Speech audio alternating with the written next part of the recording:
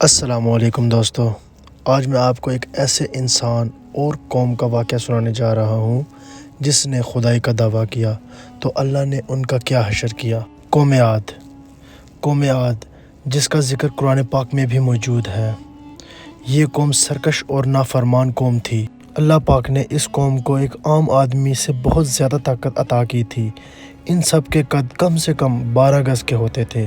یہ لوگ انتہائی طاقتور ہوتے تھے۔ ان میں اتنی طاقت ہوتی تھی کہ یہ اکیلے بڑے سے بڑا پتھر اٹھا سکتے تھے۔ ان لوگوں کی عمر کئی سو سال ہوتی تھی۔ یہ لوگ پتھر کاٹ کر ان میں گھر بناتے تھے۔ اس قوم نے بہت ترقی کی اور یہ پورے یمن پہ قابض ہو گئی اپنی طاقت اور ذہانت کے بلبوتے پر۔ یہ قوم دین الہی سے پھر کر سرکش اور نافرمان ہو گئی اور بتوں کو پوجنا شروع کر دیا۔ اور پھر اللہ پاک نے حضرت ہود علیہ السلام کو ان کی ہدایت کے لیے بھیجا تاکہ وہ ان کی ہدایت کر سکے اور ایک خدا کا راستہ دکھائے۔ حضرت ہود علیہ السلام نے ان کو سمجھانے کی بہت کوشش کی مگر یہ قوم سرکش اور نافرمان رہی اور راہ راست پہ آنے کے بجائے حضرت ہود علیہ السلام کا مذاق اڑانا اور ان کو بستی سے نکالنے کی دھمکیاں دینا شروع کر دی۔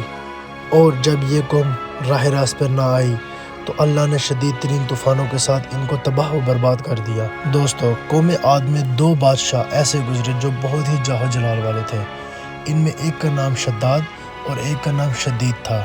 شدید بڑا بھائی تھا اور شداد چھوٹا تھا۔ شداد اپنے بڑے بھائی کے بعد تخت کا وارث بنا۔ شداد کے دور میں یہ بہت بڑے علاقے پر قابض ہو گئے اور انہوں نے بہت سا مال و دولت اکٹھا کر لیا۔ اس نے اپنی سلطنت کو ایک کمال عروج بخشا۔ اس نے اپنی ذہانت اور طاقت کے بلبوتے پر بہت سے بادشاہوں کو اپنے ماتحت کر لیا اور اپنی سلطنت کو بہت طاقتور کر لیا، یہاں تک کہ کسی بھی بادشاہ میں اتنی ہمت یا جرت نہ تھی کہ وہ ان کا مقابلہ کر سکتا۔ اس نے اپنی اتنی بڑی سلطنت پر کئی گورنر مقرر کر دیے جو اس کے ماتحت کام کرتے تھے۔ اس تسلط اور غلبے نے اسے اتنا مغرور کر دیا کہ ایک دن اس نے خدائی کا دعویٰ کر دیا اور لوگوں کو مجبور کیا کہ وہ اس کی پرستش کریں۔ حضرت ہود علیہ السلام نے اسے سمجھانے کی بہت کوشش کی اور اللہ کے عذاب سے ڈرایا لیکن اس پر کوئی اثر نہ ہوا۔ جو حکومت، دولت اور شان و شوکت مجھے آج حاصل ہے، اس سے زیادہ اللہ کی عبادت کرنے سے بھلا کیا حاصل ہوگا؟ کیونکہ جو کوئی بھی کسی کی خدمت اور اطاعت کرتا ہے یا تو عزت اور منصبے کی ترقی کے لیے یا دولت کے لیے کرتا ہے، مجھے تو یہ سب کچھ میسر ہے، تو میں کیوں کسی خدا کی عبادت کروں؟ اور بہت سے اللہ کے نیک بندوں نے اسے سمجھانے کی بہت کوشش کی اور اس کو بار بار سمجھایا کہ یہ دولت اور حکومت فانی ہے جبکہ آخرت کی زندگی ہمیشہ رہے گی اور اللہ کی اطاعت میں ہی سب کی نجات ہے اور اس کے ذریعے ہی جنت کا حصول ممکن ہے جو اس دنیا کی تمام نعمتوں سے زیادہ قیمتی ہے۔ جب شداد نے یہ سب سنا تو اس نے تجسس میں پوچھا، یہ جنت کیسی ہوتی ہے اور اس کی خوبیاں کیا ہے؟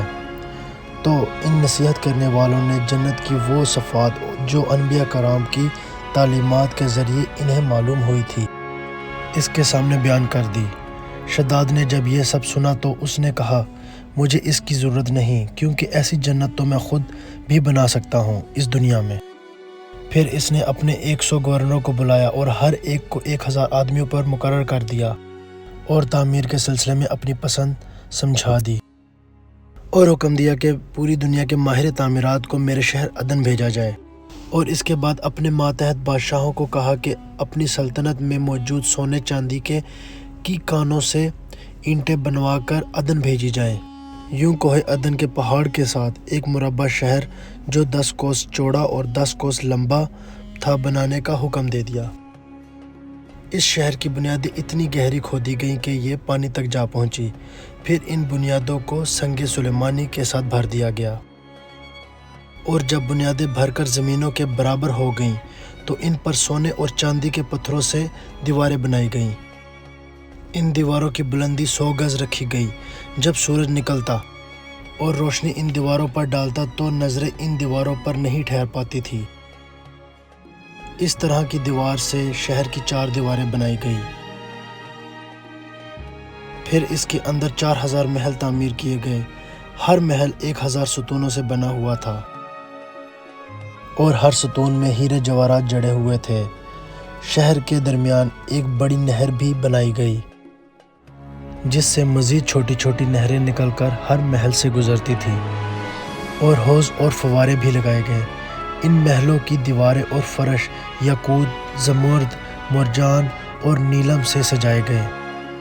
نہر کے کنارے پر مصنوعی درخت بھی لگائے گئے جن کی جڑیں سونے کی اور پتے شاخیں زمرد کے تھے، اور ان پر موتی اور یاقوت کی طرح کے بھی ہیرے جواہرات بنا کر ٹانگ دیے گئے۔ شہر کی دیواروں اور دکانوں کو زعفران، عنبر اور گلاب سے معطر کیا گیا۔ یاقوت اور مرجان کے خوبصورت پرندے بنا کر چاندی کی اینٹوں پر رکھ دیے گئے جن پر پہرے دار اپنی باری پر آ کر بیٹھتے تھے۔ اس شہر کی تعمیر مکمل ہونے کے بعد حکم دیا گیا کہ ریشم کے قالین بچھا دیے جائے، اور نہروں میں کسی میں میٹھا پانی، کسی میں شراب، کسی میں دودھ اور کسی میں شربت جاری کیے جائے۔ یہ شہر 12 سال کی مدت میں تیار ہو گیا، لہٰذا شداد نے اپنے امراء اور دولت مند حکمرانوں کو حکم دیا کہ وہ یہاں پر آ کر آباد ہو جائیں، اور شداد اپنے لاہو لشکر کے ساتھ انتہائی غرور اور تکبر کے ساتھ اس شہر کی طرف روانہ ہوا، اور بعض علماء اور نصیحت کرنے والے لوگ بھی اس کے ساتھ تھے، اور راستے بھر میں ان لوگوں کا مذاق اڑا کر کہتا رہا کہ تم اس جنت کے لیے مجھے کسی کے سامنے جھکنے اور ذلیل ہونے کا کہتے تھے، میری قدرت اور طاقت کا اب تمہیں اچھی طرح سے اندازہ ہو گیا ہوگا۔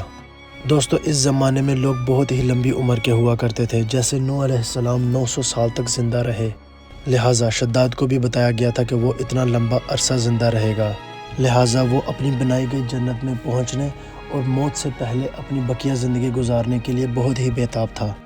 اور جب شداد اس شہر کے قریب پہنچا تو لوگ اس کے استقبال کے لیے شہر کے دروازے کے سامنے موجود تھے اور اس پر سونے اور جواہرات نچھاور کرنے لگے۔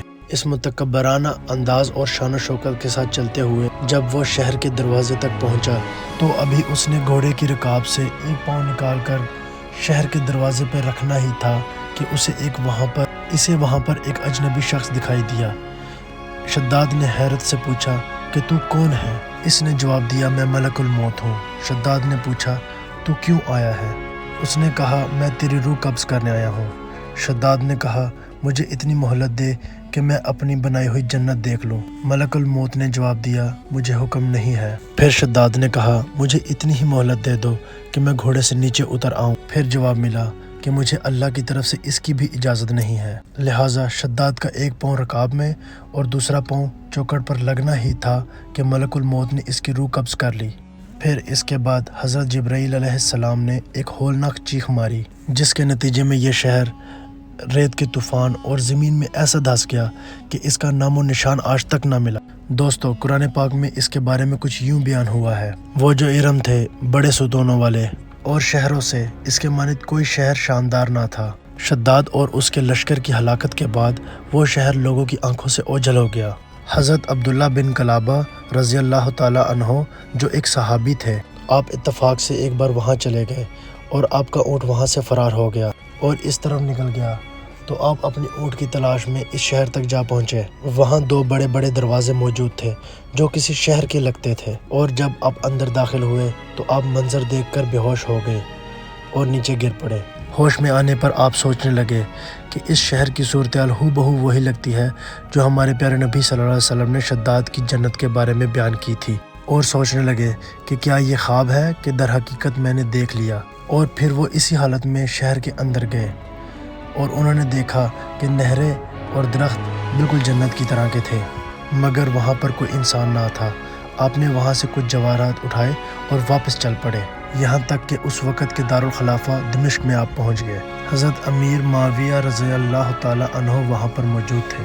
انہوں نے حضرت عبداللہ بن کلابہ سے یہ سب سننے کے بعد پوچھا کہ تم نے یہ شہر بیداری میں دیکھا کہ خواب میں؟ حضرت عبداللہ رضی اللہ تعالی عنہ نے فرمایا، بالکل بیداری میں، اور انہوں نے ساری نشانیاں بیان کر دی۔ اور جب حضرت امیر معاویہ نے یہ ماجرا سنا تو وہ نہایت حیران ہوئے اور علماء کرام سے اس کے بارے میں معلومات حاصل کی کہ کیا کوئی ایسا بھی شہر اس دنیا میں بسایا گیا تھا، اور قرآن پاک میں بھی اس کا ذکر موجود ہے، لیکن اب اللہ پاک نے اسے لوگوں کی نظروں سے چھپائے رکھا ہے۔